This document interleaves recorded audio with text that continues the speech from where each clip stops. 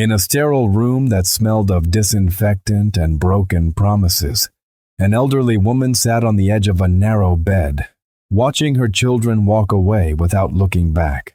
Her weathered hands clutched a small suitcase containing everything that remained of a lifetime spent loving people who had just decided she was too much trouble to keep.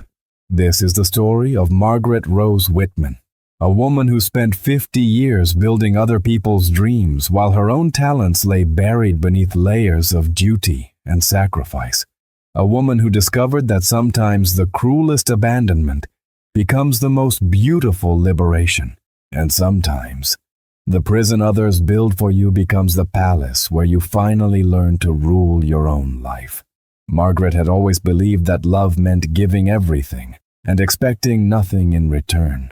That being a good mother meant disappearing into your children's needs until you forgot you had ever been a person with dreams of your own.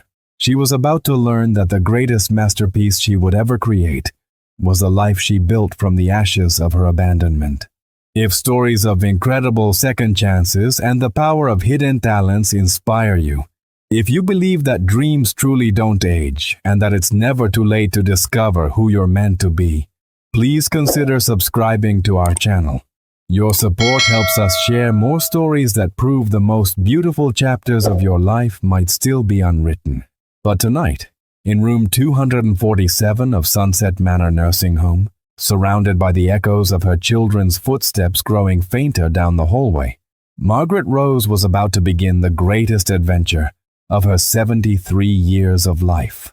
Margaret Rose Whitman learned the language of sacrifice before she learned to dream in color. For 50 years, she spoke fluently in the dialect of putting others first, of making herself smaller so others could grow larger, of finding her identity in everyone else's needs.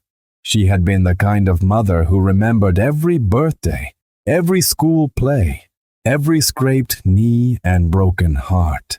When Robert wanted to be a lawyer, Margaret worked double shifts at the diner to pay for his law school. When Diana dreamed of an MBA, Margaret sold her mother's jewelry to cover the tuition. When James decided to start his own business, Margaret mortgaged the house her late husband had left her to fund his entrepreneurial dreams. Each sacrifice felt like love. Each check she wrote, each extra hour she worked, each time she said yes to their needs and no to her own wants. It all felt like the natural order of motherhood. Margaret measured her worth by her children's achievements, her happiness by their success, her identity by their approval. When her husband died 10 years earlier, Margaret thought her season of service was entering a new phase. Her children were adults now. Robert, a successful attorney with a law firm in the city. Diana, a marketing executive with a corner office and a corner of her heart that seemed permanently closed to her mother. James, an entrepreneur whose businesses seemed to change as often as his promises to visit. But instead of growing closer after their father's death, Margaret's children grew more distant. They had their own families now, their own problems, their own lives that seemed to have less and less room for the woman who had made their lives possible. Margaret filled the loneliness by becoming even more useful. She babysat grandchildren without being asked.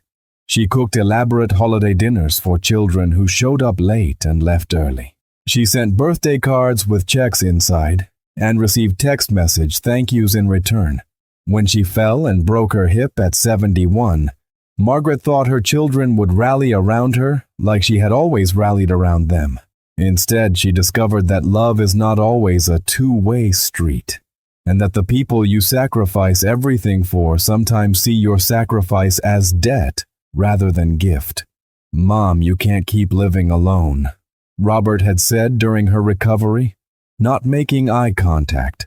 "It's not safe. You fell once. You'll fall again. I could move in with one of you," Margaret had suggested hopefully. "I wouldn't be any trouble. I could help with the grandchildren, with cooking."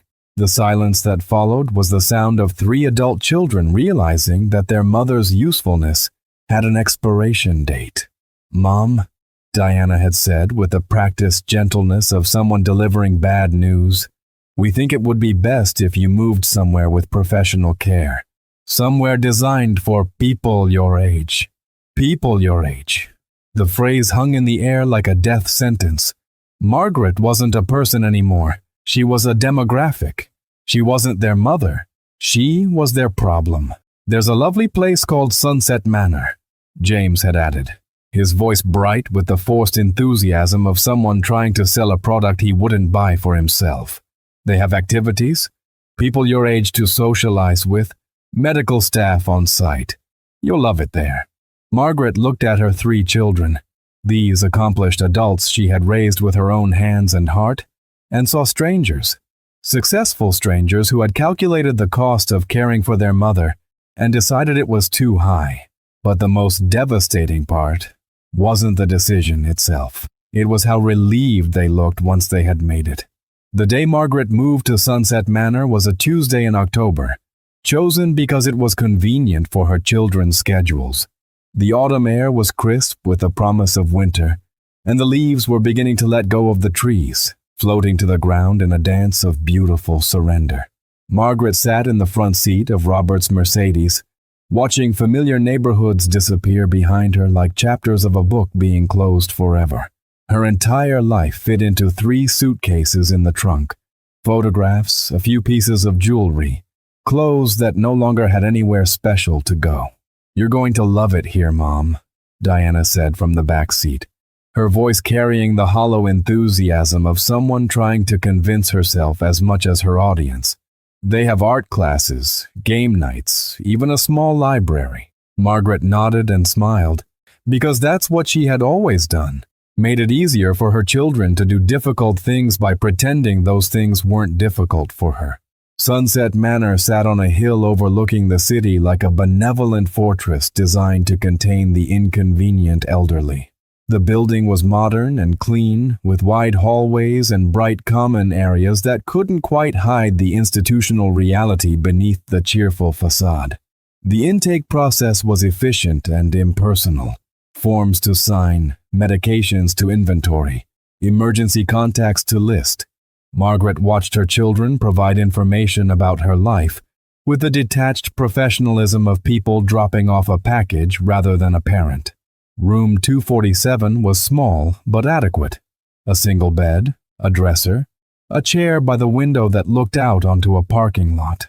Margaret's children helped her unpack with the hurried efficiency of people who had somewhere else to be. "We'll visit soon," Robert promised, already checking his phone. "Once you're settled in," Diana added, avoiding eye contact. "Maybe next weekend," James said, though Margaret could see in his eyes that next weekend was already full of more important things. And then they were gone. Margaret sat alone in her new room, surrounded by the remnants of a lifetime, and felt the weight of abandonment settle over her like a heavy blanket. For the first time in 73 years, Margaret Rose Whitman had nowhere to go, and no one depending on her. The woman who had spent 5 decades being essential had just discovered what it felt like to be expendable. That first night, lying in a bed that smelled like industrial detergent and other people's dreams deferred, Margaret allowed herself to cry, not the quiet, polite tears of someone trying not to be a burden, but the raw, ugly sobs of someone whose heart was breaking in real time. She cried for the holidays she would spend in a common room instead of her own kitchen. She cried for the grandchildren who would grow up thinking of her as the grandmother who lived in that place, rather than the woman who had once been the center of their father's world. She cried for the 50 years of sacrifice that had led not to gratitude, but to abandonment. But mostly, Margaret cried for the woman she used to be, the woman with dreams and hopes and plans, who had disappeared so completely into motherhood that even she had forgotten she had ever existed. Tomorrow she would meet the other residents, learn the schedule of activities designed to keep elderly minds occupied and elderly bodies moving. Tomorrow, she would begin the process of learning how to live as someone whose purpose in life had been completed, whose usefulness had expired, whose love had been classified as more obligation than gift. But tonight, Margaret Rose Whitman, mourned the end of the life she had known, and tried to imagine what came next for someone who had never learned to live for herself. The first month at Sunset Manor passed like a series of watercolor paintings left in the rain. Everything blurred, muted, running together in shades of beige and resignation. Margaret learned the rhythm of institutional life. Breakfast at 7, activities at 9, lunch at noon, rest time, dinner at 5, television until lights out. She met her fellow residents with the polite interest of someone making temporary friends on a permanent journey to nowhere. There was Mrs. Chen, who had been a mathematics professor before her daughter decided she was too forgetful to live alone. Mr. Rodriguez, a former jazz musician whose son thought the nursing home would be safer than his small apartment above the music store he could no longer afford to keep. The common room was filled with people like herself, men and women who had once been essential to someone, who had once had purposes and plans and people who needed them. Now they sat in circles playing bingo for prizes they didn't want, creating crafts no one would keep, participating in discussions about subjects that no longer seemed to matter. Margaret's children called every few days, brief conversations filled with the kind of cheerful update-seeking that people use when they want to care without actually caring too much. "How are you settling in, Mom?" Robert would ask. "Fine," Margaret would answer, because what else was there to say? "Making friends?" Diana would inquire. "Some," Margaret would reply, though friendship at 73 felt different than friendship at any other age, more about shared disappointment than shared dreams. "Need anything?" James would offer. "No, I'm fine," Margaret would insist, because needing something from children who had already decided you were too much trouble seemed like a special kind of humiliation. But Margaret wasn't fine. She was disappearing, day by day, activity by activity. She felt herself becoming smaller, quieter, less substantial. The woman who had once filled rooms with her energy and her care was fading into the institutional beige of a life without purpose. It was Elena Rodriguez, the activities coordinator, who noticed first. Elena was 34 years old, with kind eyes and the patient manner of someone who genuinely cared about the residents under her watch. "Mrs. Whitman," Elena said one Tuesday morning, as Margaret sat by the window in the common room, watching the world go by like a movie she was no longer part of. "Would you like to join us for art therapy today?" Margaret looked at the small group gathering around tables covered with art supplies, paintbrushes and canvases, colored pencils and sketch pads, watercolors that promised possibilities Margaret had never explored. "I'm not artistic," Margaret said, the words coming automatically. She had said them so many times over the years when her children had art projects, or when friends invited her to pottery classes or painting nights. There had never been time for such things when there were dinners to cook and laundry to fold and children to raise. "That's okay," Elena said gently. "Art therapy isn't about being good at art. It's about expressing yourself, working with your hands, seeing what comes out when you stop thinking so much and start feeling." Margaret looked around the room at residents bent over their projects with the kind of concentration she hadn't seen since arriving at Sunset Manor. For the first time in weeks, people looked engaged rather than enduring. "I wouldn't know what to paint," Margaret said. Elena smiled and placed a blank canvas in front of her, along with a palette of colors that looked like bottled sunlight. "Paint whatever you feel. There's no wrong answer in art." Margaret picked up a brush with hands that hadn't held anything more creative than a dishcloth in decades. The weight of it felt strange, unfamiliar, like a tool for a job she had never applied for. She touched the brush to blue paint and then to the canvas. A single stroke, uncertain and wavering. Then another, and another. Something happened in that moment that Margaret would spend the rest of her life trying to understand. The brush in her hand stopped feeling foreign. The colors on the palette stopped looking like mess and started looking like possibility. The blank canvas stopped looking like empty space and started looking like home. Without conscious thought, Margaret began to paint. Not a picture of anything she could name, but something that came from a place inside her that had been locked away for so long she had forgotten it existed. Blues that reminded her of the sky over her childhood home. Yellows that felt like the laughter she used to have before she learned to be careful with her joy. Reds that pulsed with the passion she had once felt for life before she learned to live it for everyone else. When she finally looked up from the canvas, 2 hours had passed. The other residents had finished their projects and moved on to other activities. Elena sat quietly nearby, watching Margaret work with the expression of someone witnessing something miraculous. "Mrs. Whitman," Elena said softly. "That's extraordinary." Margaret looked at what she had created, a swirling abstract landscape that seemed to contain every emotion she had been too polite to express for the past 50 years, and felt something she hadn't felt since her children were small, and still thought she was magic. She felt proud. Word spread quickly through Sunset Manor that quiet Margaret Whitman had created something remarkable in art therapy. Residents began stopping by Elena's activity room to see the painting that had somehow captured feelings they couldn't name, in colors they hadn't expected. "It's like she painted longing," whispered Mrs. Chen. "Like she painted hope," said Mr. Rodriguez. Margaret found herself returning to the art room every day, not for scheduled activities, but simply to paint. Elena, recognizing something special happening, made sure Margaret had access to supplies and space whenever she needed them. Each painting was different, but they all seemed to come from the same deep well of emotion that Margaret had spent decades pretending didn't exist. Abstract landscapes that felt like memories of places she'd never been. Portraits that seemed to capture the essence of people she'd never met. Still lifes that made ordinary objects look like they contained secrets. "Margaret," Elena said one afternoon as Margaret cleaned her brushes after a particularly intense painting session, "have you ever shown your work to anyone? I mean, professionally?" Margaret laughed, the sound carrying decades of dismissed dreams.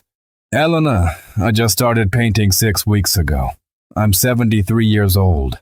I don't think there's much professional future in that. Age is just a number," Elena said. "But talent is eternal. And Margaret, what you're creating, it's not the work of a beginner." That night, alone in room 247, Margaret looked at her hands. Hands that had changed 1,000 diapers, prepared 10,000 meals, folded mountains of laundry, wiped away countless tears that weren't her own. These same hands, it seemed, could also create beauty. She called Robert, something she rarely did anymore since their conversations had become exercises in polite distance. "Mom, is everything okay?" Robert's voice carried the alarm of someone who had classified his mother as a problem to be managed rather than a person to be celebrated. "I've been painting," Margaret said. Silence. Then, "That's nice, Mom. Good for you. Staying busy is important. Robert, I think I might be good at it." Another pause. "Well, I'm sure it's a nice hobby. Great way to pass the time." Hobby. Time to pass. Margaret felt the familiar sting of having her experiences diminished by children who had long since stopped seeing her as capable of significance. "I was thinking," Margaret continued, though she could hear Robert's attention already shifting to more important things. "Maybe you could come see some of my paintings when you visit next." "Of course, Mom. We'll definitely take a look." But Margaret could hear it in his voice. The patronizing patience of someone humoring an elderly relative's harmless delusions. To Robert, her painting was arts and crafts, not art. Margaret hung up the phone and looked at her reflection in the darkened window. For the first time in months, the woman looking back at her didn't look defeated. She looked determined. The next morning, Elena found Margaret in the art room before breakfast, painting with an intensity that seemed to transform the very air around her. "Margaret, I have an idea," Elena said. My sister Victoria runs a small gallery downtown. She's always looking for new artists, especially those with unique perspectives. Would you be interested in showing her some of your work?" Margaret's brush paused mid-stroke. "A gallery? Elena, I don't think— What if I arrange for her to come here? No pressure, just a look. What's the worst that could happen?" Margaret thought about the worst that could happen. Victoria could confirm what her children already believed, that her painting was the harmless dabbling of an elderly woman trying to fill empty hours.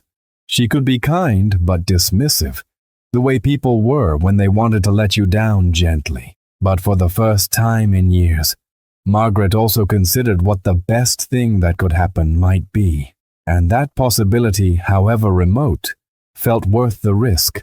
"All right," Margaret said, surprising herself with her courage. "Let her come." 3 days later, Victoria Martinez walked into the art room at Sunset Manor expecting to humor her sister's enthusiasm for an elderly resident's hobby. She left 2 hours later with tears in her eyes and 5 of Margaret's paintings carefully wrapped in her car. "Mrs. Whitman," Victoria said, holding Margaret's hands in hers, "I've been in the art world for 15 years. I've seen thousands of pieces, worked with hundreds of artists. What you've created here, it's not just good, it's extraordinary. It's the kind of work that makes people stop in their tracks and remember why art matters." Margaret felt something inside her chest that had been sleeping for so long she had forgotten its name. Later, she would recognize it as the feeling of being seen, not as someone's mother or someone's burden, but as herself. "What happens now?" Margaret asked. Victoria smiled. "Now we see if the world is ready for Margaret Rose Whitman." Victoria Martinez had seen enough art in her 15-year career to recognize something special when it walked into her life wearing the humble clothing of a nursing home hobby. Margaret's paintings possessed a quality that couldn't be taught or faked, the raw honesty of someone painting from the soul rather than from technique. "I want to include 3 of your pieces in our next group show," Victoria told Margaret during their second meeting. "It's called Emerging Voices, and it features artists who are just beginning to find their public voice." Margaret almost laughed at the irony. Emerging at 73, finding her voice just as most people her age were assumed to be losing theirs. The opening night of the show arrived like a gift Margaret hadn't dared to expect. Elena had arranged for Margaret to attend, and even convinced Sunset Manor's administration to let her stay out past the usual curfew. Margaret stood in the gallery wearing a navy blue dress she hadn't worn since her husband's funeral, watching strangers examine her paintings with the kind of serious attention she had never expected her work to receive. People weren't just looking. They were studying, discussing, feeling. "The use of color here is incredible," she heard one woman say to her companion. "It's like the artist painted emotion directly onto the canvas." "Hey, look at the brushwork in this section," a man in an expensive suit observed. "So confident, so sure. This artist has something to say." Margaret felt a hand on her shoulder and turned to see Victoria beaming at her. "Margaret, I have news," Victoria whispered. "All 3 of your pieces have sold." The words hit Margaret like lightning. Sold. People had looked at something she created and decided it was worth owning, worth hanging in their homes, worth paying money for. "How much?" Margaret asked, though she was afraid to hear the answer. $12,000. Total. For all 3 pieces. Margaret felt her knees go weak. $12,000. More money than she had made in her entire life doing anything for herself rather than for others. But more than the money was the recognition, the understanding that at 73, she had created something that mattered to strangers who owed her nothing and wanted nothing from her except the art itself. That night, back in room 247, Margaret called her children to share her news. "Mom, that's wonderful," Diana said, though her tone suggested she thought it was more cute than wonderful. $12,000 is a lot of money for a hobby. "It's not a hobby anymore, Diana. I'm an artist." Silence. Then nervous laughter. Well, let's not get carried away, Robert said. It's great that you're enjoying your painting and that you made some pocket money, but it's not pocket money, Margaret interrupted. It's income from my art. Mom, James's voice carried the gentle condescension of someone explaining reality to a child. You can't possibly think this is sustainable. You're 73 years old. You started painting 3 months ago. This was probably just beginner's luck. Beginner's luck. The phrase stung because it dismissed not just her success, but her possibility. Her children couldn't imagine that she might be capable of something they hadn't already catalogued and categorized. Maybe you're right, Margaret said quietly. But for the first time in her life, she hoped her children were wrong about her. They were about to be more wrong than they could possibly imagine. 6 months after her first sale, Margaret Rose Whitman had become something no one expected. A sensation. What had started as 3 paintings in a small group show had evolved into a solo exhibition titled Late Bloom, the Margaret Rose Whitman Collection. The art world loves a story almost as much as it loves art, and Margaret's story was irresistible. A 74-year-old woman creating museum-quality abstract expressionist work after never holding a paintbrush until age 73. Critics called it raw genius unleashed and the triumph of authenticity over training. Victoria had moved Margaret's work to her main gallery, and the opening night drew crowds that spilled onto the street. Margaret's paintings sold for increasing amounts, $15,000, then $25,000, then $40,000 worth each.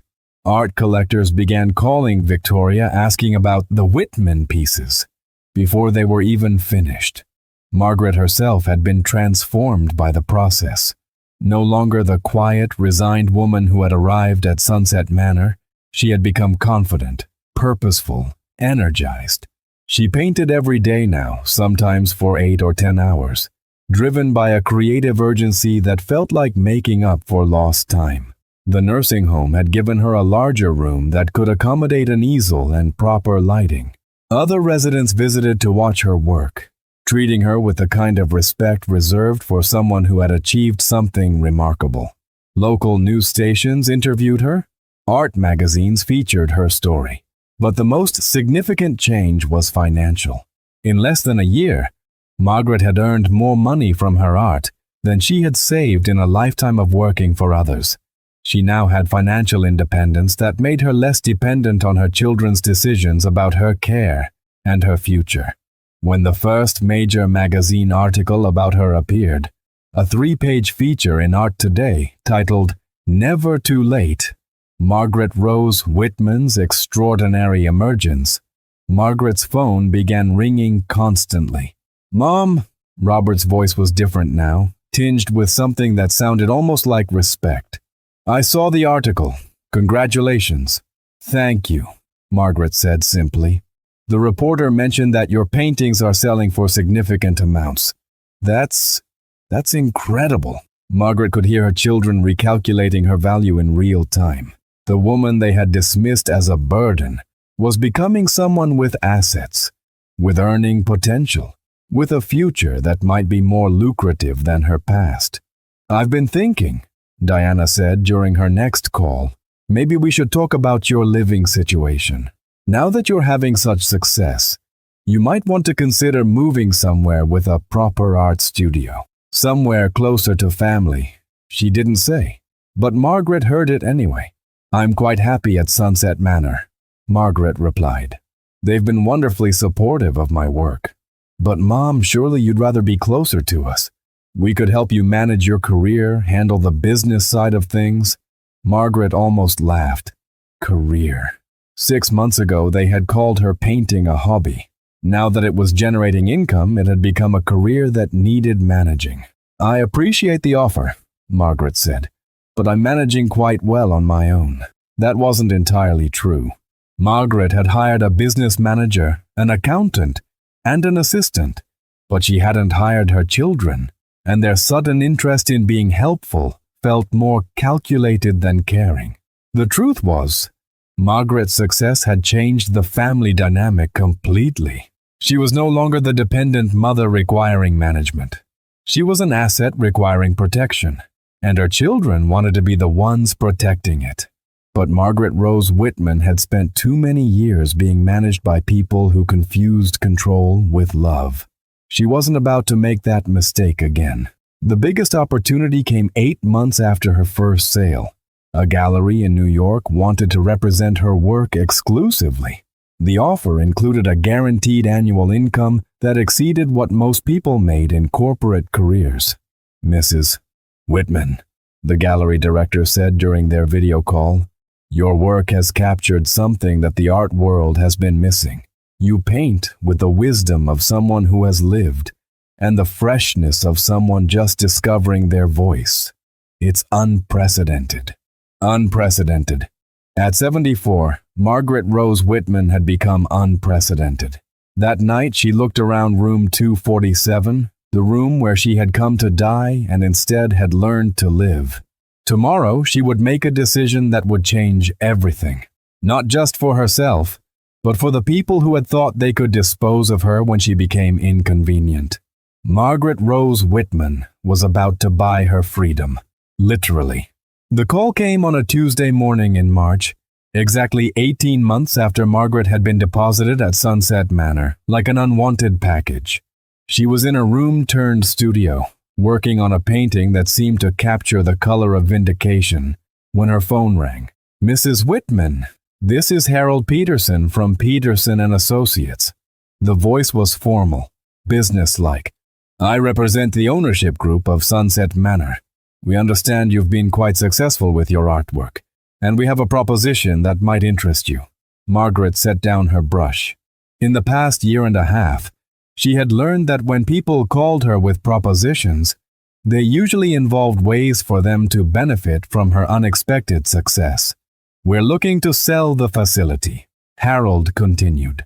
"The current owners are ready to retire, and we thought, given your positive experience here and your current financial situation, you might be interested in purchasing the property." For a moment, Margaret couldn't speak. The irony was so perfect it felt like the universe telling a joke only she would understand. "You want me to buy the nursing home?" she finally managed. "The asking price is $2.8 million. We understand from your gallery representation that such an investment would be well within your current means." Margaret looked around her room. The room where she had cried herself to sleep for weeks, where she had learned what abandonment felt like, where she had also discovered what resurrection looked like when it came wearing old clothes and carrying paintbrushes. "I'll need to think about it," Margaret said, but she had already decided. 3 weeks later, Margaret Rose Whitman became the owner of Sunset Manor Nursing Home. The woman who had been discarded by her own family now owned the institution where they had discarded her. The day the sale finalized, Margaret called a family meeting, not at the nursing home, but at a restaurant downtown, neutral territory where she could deliver news that would change the geography of their relationship forever. Robert, Diana, and James arrived looking confused and slightly concerned. In the 18 months since Margaret had become successful, their mother had become less predictable, less manageable, less willing to accept their guidance about her life and her choices. "Thank you all for coming," Margaret said, looking across the table at these 3 adults who had once been the center of her universe. "I have some news to share." She pulled out the legal documents, placing them on the table like evidence in a trial. "I've purchased Sunset Manor," she announced simply. The silence that followed was the sound of 3 minds trying to process information that didn't fit their understanding of who their mother was supposed to be. "You... what?" Diana was the first to find her voice. "I bought the nursing home for $2.8 million. Cash." Robert's lawyer brain kicked in first. "Mom, that's a major financial decision. Did you consult with anyone? Did you have the contracts reviewed? Do you understand the liability implications of owning a healthcare facility?" "I consulted with my attorney, my accountant, and my business manager. Margaret replied calmly. All of whom, coincidentally, I hired myself. James leaned forward, his entrepreneur mind calculating. Mom, this could be a great investment opportunity. We should talk about forming a family corporation to manage the property. I could oversee operations. Diana could handle marketing. Robert could manage the legal aspects. No, Margaret said quietly. The single word hung in the air like a period at the end of a sentence no one had seen coming. No. Diana's voice carried the incredulity of someone who had never heard her mother refuse to include them in something important. I'm not forming a family corporation. I'm not asking for your help managing the property. I'm not consulting with you about my business decisions. I'm informing you of them. Margaret looked at each of her children in turn, seeing them clearly for perhaps the first time in their adult lives. 18 months ago, you decided I was too much trouble to keep. You deposited me at Sunset Manor because caring for me was inconvenient for your lives. You told me it was for my own good, but we all knew it was for yours. Robert started to speak, but Margaret held up her hand. I'm not finished. You abandoned me because you saw me as a burden, as someone whose usefulness had expired. You never once considered that I might have untapped potential, undiscovered talents or dreams that had been deferred rather than destroyed. Tears were starting in Diana's eyes, but Margaret felt no satisfaction in them. This wasn't about revenge, it was about truth. But I don't blame you for not seeing my potential. I hadn't seen it myself. Sometimes the greatest gifts come disguised as the worst traumas. Being abandoned by you was the worst thing that ever happened to me. It was also the best thing that ever happened to me. Margaret gathered the papers from the table, sliding them back into her folder. I now own the place where you left me to die. I've transformed it from a warehouse for unwanted elderly people into a place where seniors can discover new purposes, develop new talents, and live with dignity. I employ 43 people, provide care for 67 residents, and have created something meaningful from the ashes of my abandonment. She stood up, suddenly feeling every one of her 74 years and none of them at the same time. You're welcome to visit me at Sunset Manor anytime, Margaret said. But you'll be visiting me as the owner, not as the inconvenient mother you deposited there. You'll be visiting someone who learned that the people who love you don't abandon you when you become inconvenient, and the people who abandon you when you become inconvenient don't actually love you. They love what you can do for them. Margaret walked toward the restaurant exit, then paused and turned back. I forgive you for not seeing my worth, but I will never again mistake your management for your love. Margaret Rose Whitman's transformation of Sunset Manor became legendary in eldercare circles. The woman who had arrived as a discarded resident had returned as an owner with vision, resources, and most importantly, understanding of what dignity looked like for people society had deemed expendable. The first change was philosophical. Margaret renamed the facility Renaissance Manor, reflecting her belief that the residents weren't declining toward death, but potentially ascending toward purposes they had never imagined. The sterile institutional atmosphere gave way to something that felt more like a creative community than a medical facility. Margaret converted the old activity room into a proper art studio, equipped with professional supplies and natural lighting. She hired Elena Rodriguez as the Director of Creative Development and brought in instructors for painting, sculpture, writing, music, and even photography. But the most radical change was Margaret's approach to the residents themselves. Instead of seeing them as people whose stories were ending, she saw them as people whose most interesting chapters might be just beginning. Mrs. Chen, the former mathematics professor, began tutoring local high school students, discovering that teaching gave her more energy than any medication ever had. Mr. Rodriguez started a jazz ensemble with other musically inclined residents, and their Thursday night performances drew audiences from the community. Margaret established second chapter scholarships for residents who wanted to pursue new interests or rediscover old ones. Renaissance Manor became the first nursing home in the state to offer college courses on site, taught by local university professors who were amazed by the intellectual engagement of their elderly students. The transformation wasn't just programmatic, it was architectural. Margaret invested heavily in renovations that made the facility feel less institutional and more residential. Private studios for residents who wanted to pursue creative work. Gardens designed for both beauty and accessibility. Common areas that encouraged interaction rather than passive television watching. Most importantly, Margaret established a policy that no one could be placed at Renaissance Manor without their own consent. Adult children could no longer simply drop off inconvenient parents. Every admission required a personal interview with Margaret herself, who had developed an uncanny ability to distinguish between families seeking appropriate care and families seeking convenient disposal. The success of Renaissance Manor attracted national attention. Margaret was featured on news programs, invited to speak at conferences on aging, and consulted by other facilities wanting to revolutionize elder care. But the most meaningful recognition came from the residents themselves. People who had arrived defeated and resigned began painting, writing, learning new languages, starting small businesses, even dating. Renaissance Manor had a waiting list for the first time in its history, not because it was the only option available, but because it was the option people actively chose. Margaret's own art continued to flourish. Her paintings now sold for six figures, and museums had begun acquiring her work for their permanent collections. She had achieved something that seemed impossible in American culture. She had become more valuable, more respected, and more influential in her 70s than she had ever been in her younger years.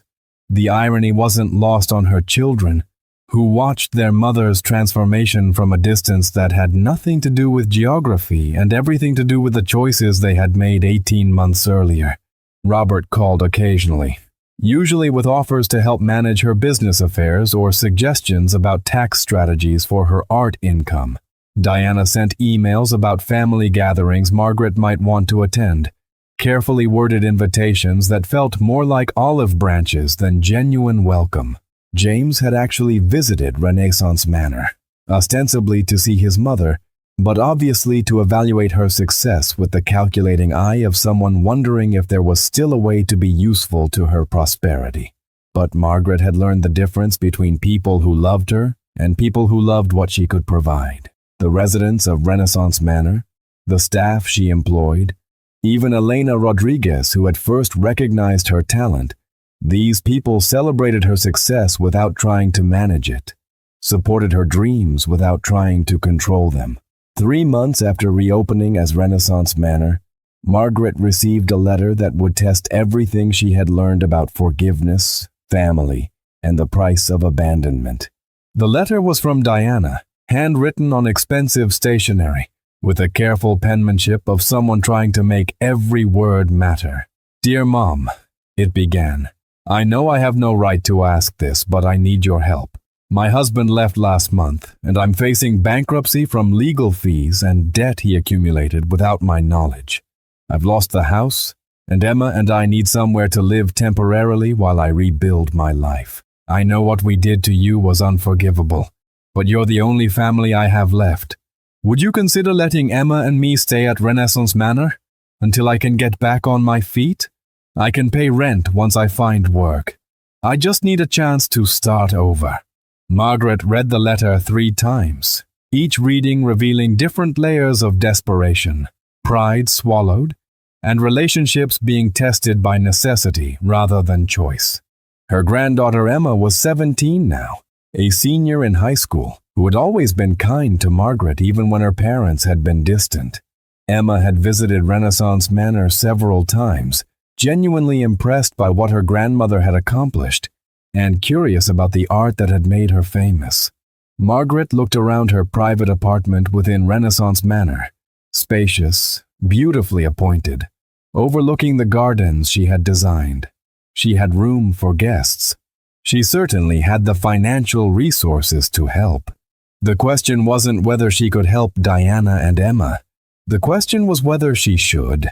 Margaret set the letter aside and went to her studio, where a half-finished painting waited for her attention.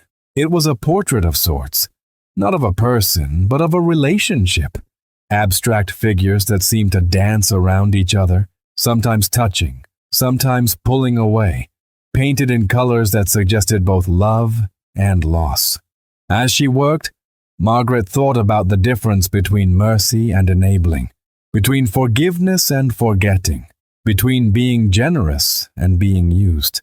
That evening, she called Elena into her office. "I need some perspective," Margaret said, showing Elena the letter. Elena read carefully, then looked up at Margaret with eyes that held both wisdom and caution. "What does your heart tell you?" Elena asked. "That Emma is innocent in all this, and she shouldn't suffer because her parents made terrible choices. And what does your head tell you? That Diana is desperate now. But desperation isn't the same as understanding. She needs a place to live, not necessarily a relationship with her mother." Elena nodded thoughtfully. "What would happen if you said yes? And what would happen if you said no?" Margaret considered both scenarios. If she said yes, Diana and Emma would have stability and safety while Diana rebuilt her life. But Margaret would also be risking her own peace, potentially opening herself to the same patterns of being useful rather than valued. If she said no, Emma would continue to suffer for her mother's choices, and Margaret would have to live with the knowledge that she had the power to help her granddaughter and chose not to exercise it. "There's a third option," Margaret said slowly, the answer crystallizing as she spoke it. "I can help Emma without rescuing Diana. I can show love without enabling dependency." The next day, Margaret called Diana directly. "I got your letter," Margaret said without preamble. "Mom, I'm not going to let you and Emma move into Renaissance Manor," Margaret interrupted gently. The silence on the phone was the sound of Diana's last hope disappearing. "But," Margaret continued, "I'm going to help you both, on my terms." She had spent the night working out the details, consulting with her attorney and accountant to ensure everything was legal and clear. "I'm going to pay for Emma's college tuition, room and board, all 4 years, any school she chooses. I'm also going to give you a loan, not a gift, a loan, for $50,000 to help you get back on your feet. You'll pay it back at 0 interest over 10 years. Diana was crying now, but Margaret wasn't finished. "In exchange, I want something from you. I want honesty. I want you to acknowledge what you and your brothers did to me 18 months ago. I want you to understand that abandoning me wasn't kindness disguised as difficult decisions. It was convenience disguised as care. And I want you to commit to building a real relationship with me, not because you need something from me, but because you choose to know me as a person, rather than just as your mother." "Mom, yes, of course, anything—" "Diana," Margaret said firmly, "this isn't about gratitude or desperation. This is about recognition. Do you understand the difference between those things?" There was a long pause. Then Diana's voice, smaller now, more honest. "I think I'm beginning to." "Good," Margaret said, "because I've learned something important in the past 18 months. I've learned that the people who love you celebrate your success instead of trying to manage it. They support your dreams instead of trying to control them. They include you in their lives because they want you there, not because they need something from you." Margaret looked out her window at the gardens of Renaissance Manor, where residents were pursuing hobbies and friendships and purposes they had never expected to find in their 70s and 80s. "I'm willing to try again with you and your brothers," Margaret said, "but it has to be different this time. I'm not going back to being the mother who disappears into everyone else's needs. I'm the mother who owns a nursing home, runs a business, and sells paintings to museums. I'm the mother who learned that love doesn't mean self-erasure." "I understand," Diana whispered. "And Mom, I'm proud of you. I should have said that earlier, but I was too. I was too afraid of what your success meant about our failure." Margaret felt something in her chest that had been clenched tight for 18 months finally begin to relax. It doesn't mean you failed, Diana. It means we all had more to learn about love. 6 months later, Margaret Rose Whitman stood in the largest gallery in New York City, surrounded by 47 of her paintings in her first major solo exhibition. The show was called Renaissance: The Art of Beginning Again, and it had attracted attention from critics, collectors, and curious observers who wanted to see the work of the 75-year-old woman who had revolutionized both art and aging. But tonight wasn't about the critics or the collectors. Tonight was about the three people standing nervously near the entrance, looking like they weren't sure they belonged at their own mother's art opening. Robert, Diana, and James had all come to New York for the exhibition. It was the first time they had been together as a family since the restaurant meeting, where Margaret had announced her purchase of the nursing home. The past 6 months had been a slow, careful process of rebuilding relationships that had been damaged by years of taking each other for granted. Diana was keeping her promise to develop a real relationship with her mother, visiting Renaissance Manor regularly and actually listening when Margaret talked about her work, her art, and her life. Robert had gradually stopped trying to manage his mother's affairs and started trying to understand them instead.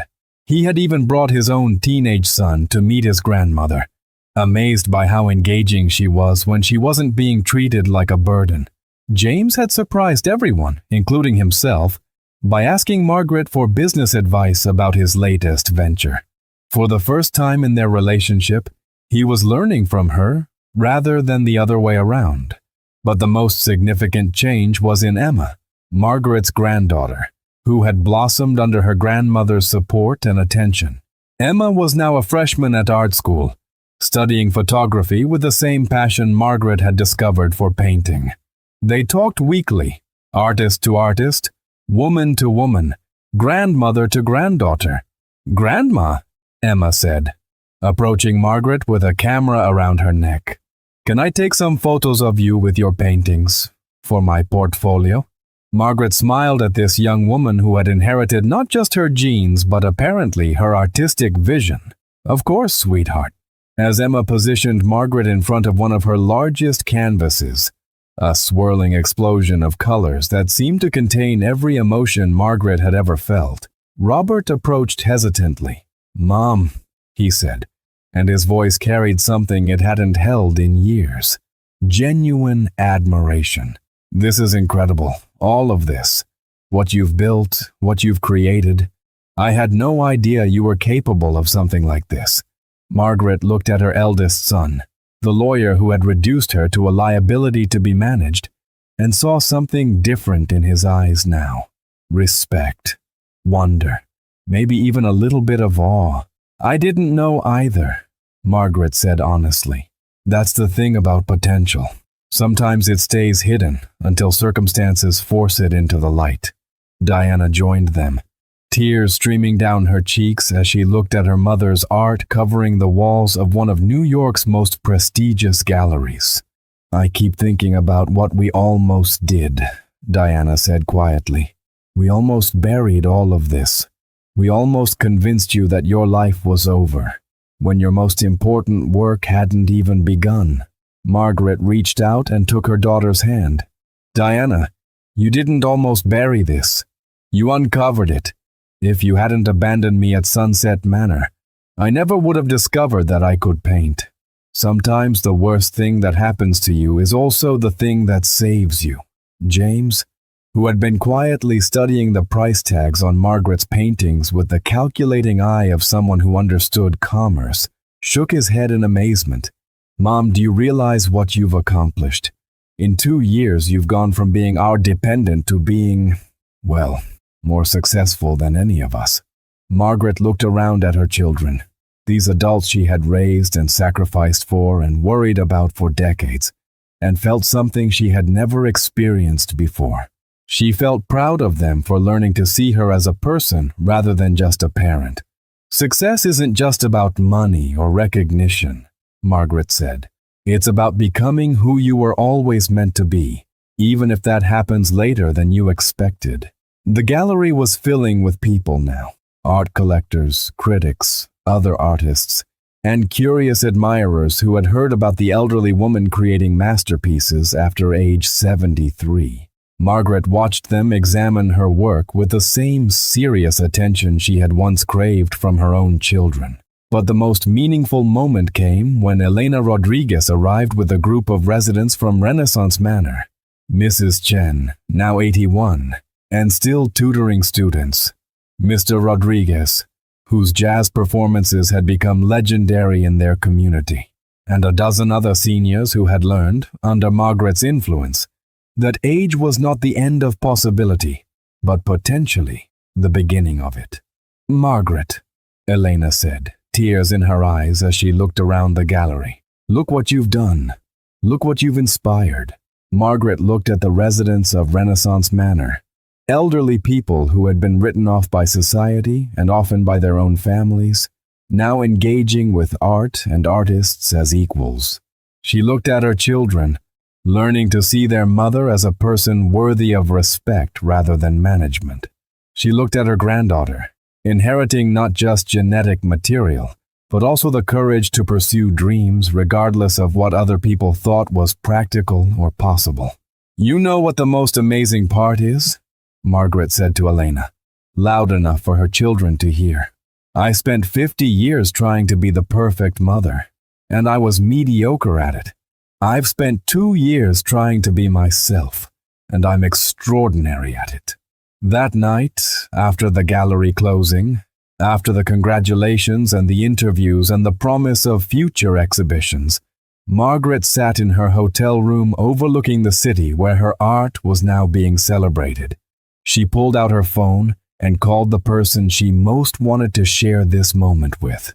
Not her children, though she loved them, but Elena Rodriguez, the woman who had first handed her a paintbrush and changed the trajectory of her entire life. "Elena," Margaret said when her friend answered, "I want to thank you for something." "For what?" "For seeing me before I could see myself, for believing in my potential when I had forgotten I had any, for treating me like an artist before I had created any art." Elena's voice was warm with understanding. "Margaret, you don't thank a gardener for recognizing that a seed is capable of becoming a flower. You were always an artist. I just happened to be around when you finally got the right soil and sunlight to grow." Margaret looked out at the New York skyline, lights twinkling like stars brought down to earth, and thought about all the seeds of possibility that might be buried in people who had been told their growing season was over. Tomorrow, she would fly back to Renaissance Manor, back to her studio, back to the life she had built from the ashes of abandonment. She would continue painting, continue running her revolutionary nursing home, continue proving that the most beautiful chapters of a life could be written at any age.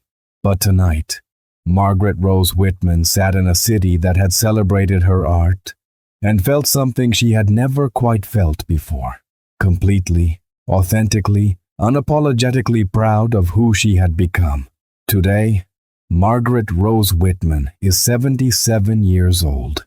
She rises each morning in her apartment at Renaissance Manor, the nursing home she owns, the community she transformed, the place where she first learned that abandonment could become liberation if you had the courage to see it that way.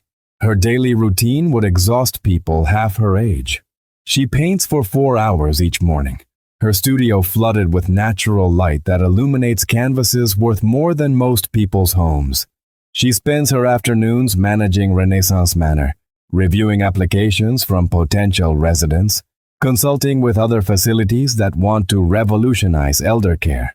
Her evenings are for relationships, dinner with residents who have become friends, video calls with Emma, who is thriving in art school, conversations with her children, who have learned to see their mother as a person worthy of admiration rather than management.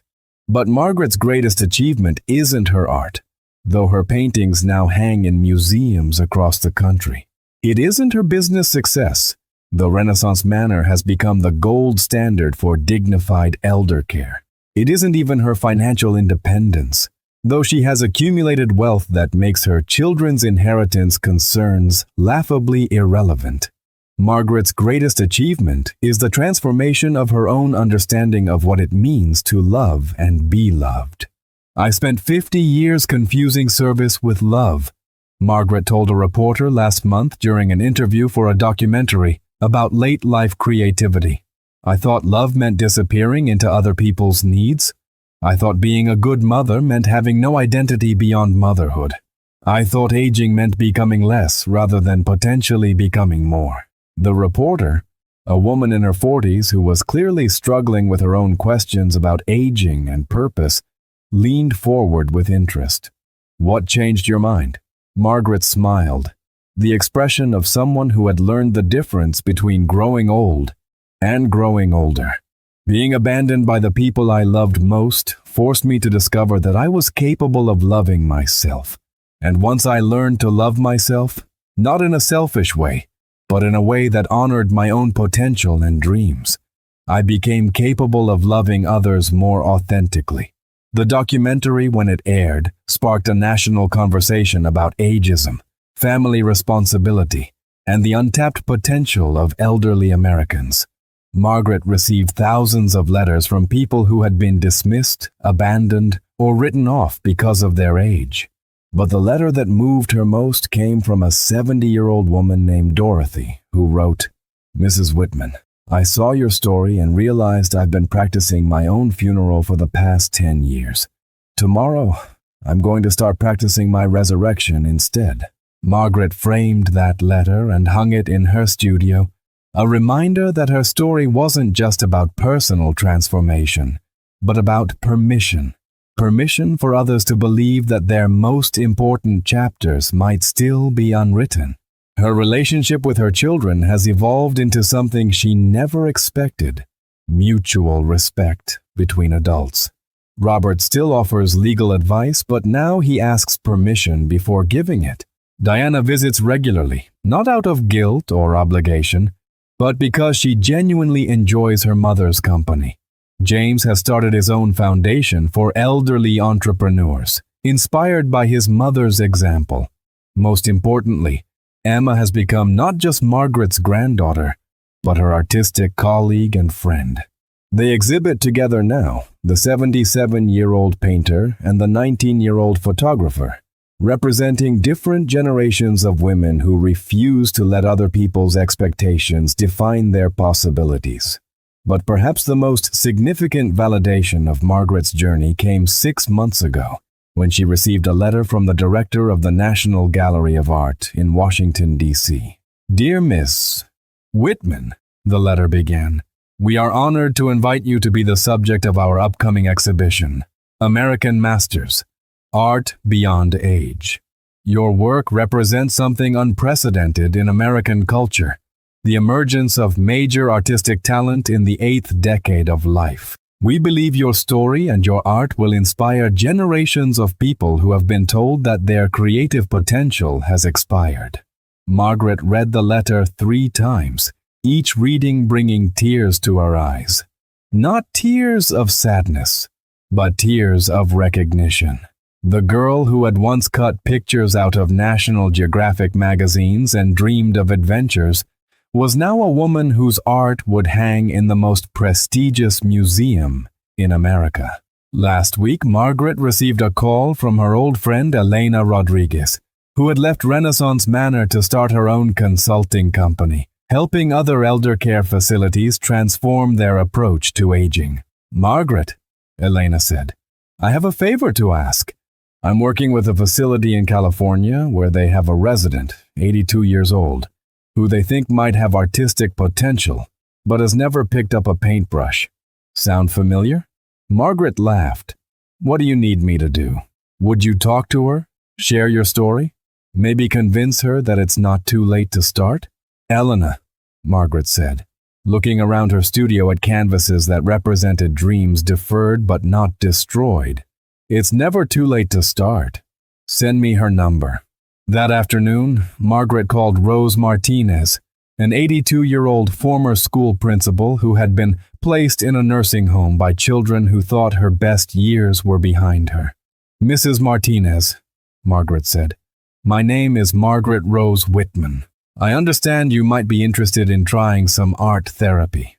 Oh, Mrs. Whitman, I know who you are, Rose replied, her voice carrying the hesitant hope of someone afraid to want something. But I'm 82. I've never painted anything in my life. Margaret smiled, remembering when she had said almost exactly the same words to Elena Rodriguez 4 years earlier. Mrs. Martinez, Margaret said gently, I didn't start painting until I was 73. I was abandoned at a nursing home by children who thought my life was over. But sometimes the worst thing that happens to you is also the thing that saves you. Sometimes being told you're finished is exactly the motivation you need to prove that you're just getting started. 3 months later, Margaret received a photograph in the mail. It showed Rose Martinez standing proudly next to her first painting, a vibrant abstract piece that seemed to pulse with the energy of someone who had just discovered they were capable of creating beauty. The note attached read, Dear Margaret, thank you for showing me that it's never too late to bloom. Rose, age 82, artist. Margaret hung the photograph in her studio, next to dozens of others from elderly people around the country who had been inspired by her story to attempt their own late-life renaissance. This morning, as Margaret prepared for another day of painting, managing, and inspiring, she reflected on the journey that had brought her from abandonment to triumph, from invisibility to influence, from being discarded to becoming indispensable. The woman who had once measured her worth by how useful she was to others had learned to measure her worth by how authentic she was to herself. The mother who had once disappeared into her children's needs had learned to emerge as a person whose own needs and dreams mattered just as much. But most importantly, Margaret Rose Whitman had learned that the people who abandon you when you become inconvenient aren't the people who deserve to celebrate with you when you become extraordinary. Margaret picked up her paintbrush, looked at the blank canvas waiting for her vision, and began to paint another masterpiece.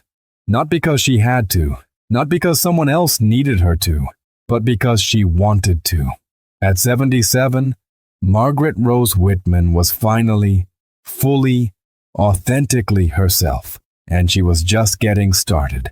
Margaret Rose Whitman's story reminds us that the most dangerous phrase in the English language might be too late. Too late to start over. Too late to discover new talents. Too late to demand the respect we deserve. Too late to bloom. At 73, when most people are assumed to be winding down, Margaret was just beginning to wind up. When her family thought her story was ending, her most important chapter was just beginning to be written. Her journey from abandoned mother to celebrated artist, from nursing home resident to nursing home owner, from invisible elderly woman to influential cultural figure, proves that potential doesn't have an expiration date. If Margaret's story has touched your heart, if it's reminded you that dreams don't age even when dreamers do, if it's inspired you to believe that your most meaningful work might still be ahead of you, please subscribe to Dreams Don't Age. Because every person deserves to know that it's never too late to become who you were always meant to be. Margaret Rose Whitman is now 77 years old and planning her next art exhibition. Her only regret is not starting sooner. Her only plan is to never stop, because she has learned that the most beautiful masterpiece you can create is the authentic life you choose to live, regardless of what age you choose to start living it. The canvas of your life is never finished until you stop painting on it.